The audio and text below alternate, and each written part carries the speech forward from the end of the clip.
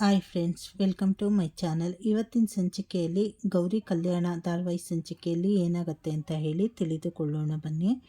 ಗೌರಿಯ ದೊಡ್ಡ ಗುಣ ಮತ್ತು ವಿವೇಕ್ನ ಖಡಕ್ ನಿರ್ಧಾರ ಇಡೀ ಕುಟುಂಬದ ಕಣ್ಣು ತೆರೆಸುವಂತೆ ಮಾಡಿದೆ. ವಿವೇಕ್ ಆಸ್ಪತ್ರೆಗೆ ಸೇರಲು ಗೌರಿಯೇ ಕಾರಣ ಅಂತ ಅತ್ತೆ ಸರಿತಾ ಮತ್ತು ಮನೆಯವರೆಲ್ಲ ಗೌರಿ ಹಾಗೂ ಅವಳ ಕುಟುಂಬವನ್ನು ಮನಬಂದಂತೆ ನಿಂದಿಸುತ್ತಿರುತ್ತಾರೆ. ಗೌರಿಯ ರಕ್ತ ಸಂಬಂಧದ ಬಗ್ಗೆ ಮಾತನಾಡಬೇಡಿ ಎಂದು ಜ್ಞಾನೇಶ್ ತಡೆದರೂ ಸರಿತಾ ಕೇಳುವುದಿಲ್ಲ. ಆದರೆ ಅಲ್ಲಿಗೆ ಬರುವ ವಿವೇಕ್ ಇಡೀ ಕುಟುಂಬಕ್ಕೆ ತಕ್ಕ ಉತ್ತರ ನೀಡ್ತಾನೆ. ತಾನು ಚಿಕ್ಕವನಿದ್ದಾಗ ಉಸಿರು ಕಟ್ಟಿ ಸಾಯುವ ಸ್ಥಿತಿಗೆ ಹೋಗಿದ್ದಾಗ ತಾಯಿ ಹೇಗೆ ಹತ್ತಿದ್ದಳೋ ನಿನ್ನೆ ರಾತ್ರಿ ಗೌರಿ ಕೂಡ ಅದೇ ರೀತಿ ಕಣ್ಣೀರು ಹಾಕುತ್ತಾ ತನ್ನ ಪ್ರಾಣ ಉಳಿಸಲು ಒದ್ದಾಡಿದ ಕಥೆಯನ್ನು ವಿವರಿಸ್ತಾನೆ.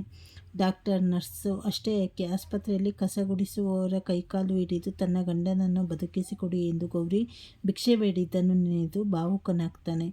ಇವಳು ನನ್ನ ಶಾಪ ತೊಳೆಯಲು ಬಂದಿರೋ ಪುಣ್ಯವತಿ ಎಂದು ಎಲ್ಲರ ಎದುರು ಗೌರಿಗೆ ಹೇಳಿ ಥ್ಯಾಂಕ್ಸ್ ಹೇಳಿ ತಪ್ಪು ನನ್ನದಲ್ಲ ಅವಳದಲ್ಲ ಎಂದು ತಾಯಿಗೆ ಬಾಯಿ ಮುಚ್ಚಿಸ್ತಾನೆ. ಇತ್ತ ಗೌರಿಯ ತಂದೆ ತಾಯಿ ತಮ್ಮ ಇನ್ನೊಬ್ಬ ಮಗಳು ಚಿನ್ನು ಪೊಲೀಸ್ ಸ್ಟೇಷನ್ ಸೇರಿರುವುದಕ್ಕೆ ಕಂಗಾಲಾಗಿ ಇನ್ಸ್ಪೆಕ್ಟರ್ ಕಾಲು ಹಿಡಿಯಲಾದರೂ ಸಿದ್ಧರಾಗಿ ಸ್ಟೇಷನ್ಗೆ ಹೊರಡ್ತಾರೆ. ಅತ್ತ ಗೌರಿ ಮಾತ್ರ ಅತ್ತೆ ಸಾರಿತಾ ತನ್ನನ್ನು ಅಷ್ಟೊಂದು ಕೇವಲವಾಗಿ ನಿಂದಿಸಿದ್ದರೂ ಸ್ವಲ್ಪವೂ ಬೇಜಾರು ಮಾಡಿಕೊಳ್ಳದೆ ಅದರಲ್ಲಿ ದ್ವೇಷವಿರಲಿಲ್ಲ.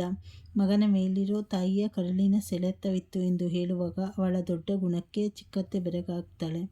ಕೊನೆಗೆ ಪೊಲೀಸ್ ಸ್ಟೇಷನ್ನಲ್ಲಿ ಕಂಪ್ಲೇಂಟ್ ಕೊಟ್ಟಿದ್ದ ಹುಡುಗನೇ ಬಂದು ತನ್ನ ದೂರನ್ನು ವಾಪಸ್ ಪಡೆಯುತ್ತಾನೆ. ವಿವೇಕ್ ಮಾತುಗಳನ್ನು ಕೇಳಿದ ಸರಿತಾ ತನ್ನ ತಪ್ಪಿನ ಅರಿವಾಗಿ ಗೌರಿ ಹತ್ತಿರ ಹೋಗಿ ಕ್ಷಮೆ ಕೇಳಲು ನಿರ್ಧರಿಸ್ತಾಳೆ. ಕಥೆಯ ಮುಂದಿನ ರೋಚಕ ತಿರುವುಗಳಿಗಾಗಿ ನಮ್ಮ ಚಾನಲನ್ನು ಸಬ್ಸ್ಕ್ರೈಬ್ ಮಾಡ್ಕೊಳ್ಳಿ, ಲೈಕ್ ಮಾಡಿ, ಶೇರ್ ಮಾಡಿ, ಹಾಗೆ ಫಸ್ಟಿಂದ ಪೂರ್ತಿ ವಿಡಿಯೋ ವಾಚ್ ಮಾಡಿ.